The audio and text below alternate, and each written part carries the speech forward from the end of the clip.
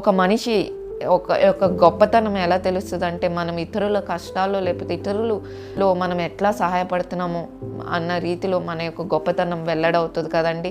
చాలాసార్లు మన పై వస్త్రధరణ మనం సంపాదించిన ఆస్తుపాస్తులు బట్టి గొప్పతనం రాదు. మరి ప్రభువారు మీరు నావలి పరిచారం చేయటకే ఉన్నారు, అటువంటి వారే దేవుని రాజ్యం చిన్న బిడ్డల వంటిది ఏదో మనకి ఇస్తారు అని కాదు, కానీ ప్రతిఫలం ఇచ్చేవాడు ప్రభువే. మరి మనకి ఒక దాసుని స్వరూపంతో తాను రిక్తునిగా చేసుకొని ప్రభువారు ఈ లోకానికి వచ్చారు, మనకి ఒక మాదిరిని చూపించారు. అదే ప్రభువారు శిష్యులతో చెప్పాను, మీరు చేయవలసింది పిల్లల మనసు ధరించుకోండి, పిల్లలను ఆటంకపరచవద్దు, మరి దేవుని రాజ్యం అటువంటి వారిదే. మరి మీరు పరిచారం ఎట్లా చేయాలో, మరి మొదటివారుగా ఉండాలనుకుంటే మీరు దాసునిగా మీరు శ్రమపడాలి అని వారికి ఎంతో చక్కగా పలుమార్లు బోధించినట్లు మనం చూడగలుగుతాం.